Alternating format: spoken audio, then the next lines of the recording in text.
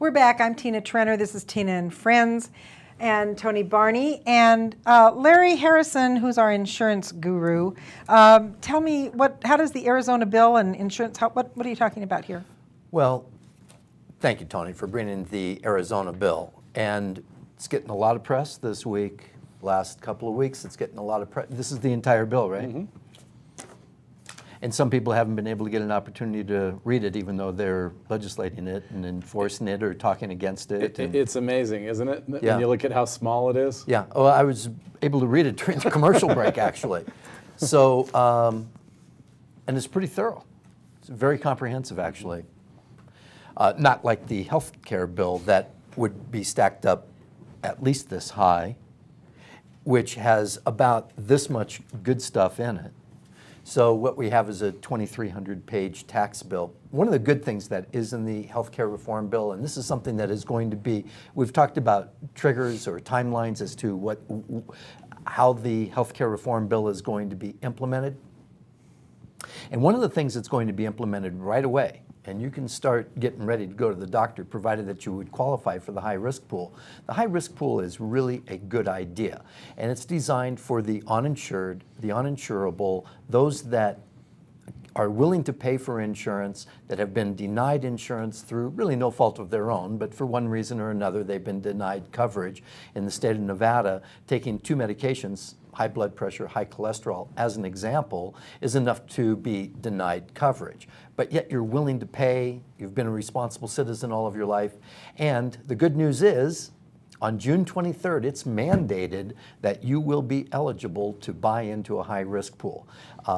Now, the governor of Nevada has declined to finance it because, after all, there was not a network of doctors or hospitals, anybody to take the money, nor was there anybody to adjudicate the claims, pay the money out. So the governor put it back on the White House steps and said, here, you do it, because it's impossible for us to do it.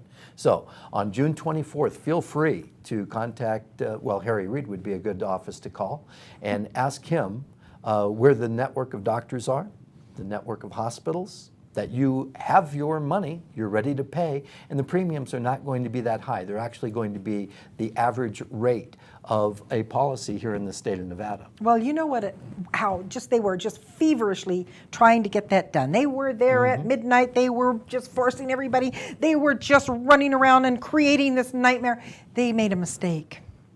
They left out some sort of verbiage that says if one part of this is not constitutional, it doesn't destroy the whole bill. Oops. Oops. So, right now, the state of Virginia has this nightmare in front of a court. And if the court finds one thing in this monstrosity that is unconstitutional, it all gets thrown out. Yep, Harry forgot. Harry, you shouldn't be in such a hurry. You just had to fix this right away, and guess what? You fixed yourself, because I think there's several parts of this that are going to be unconstitutional, Larry, and then we can talk about that, can't we? Yeah, we can. So, my recommendation for the listeners out there is to be sure and ask if your broker is a member of the National Association of Health Underwriters. These are the brokers that are the best of the best. They're keeping on top of the legislative changes, and there is more information coming out of the 23. Well, and better yet, if you're here in Nevada, call Larry. There you go. Harrison Insurance Agency. Harrison Insurance, that's right. Yeah, I'm easy to find. And at any rate, that's the question. Okay, Ask. We're out of time. Finishing thought there.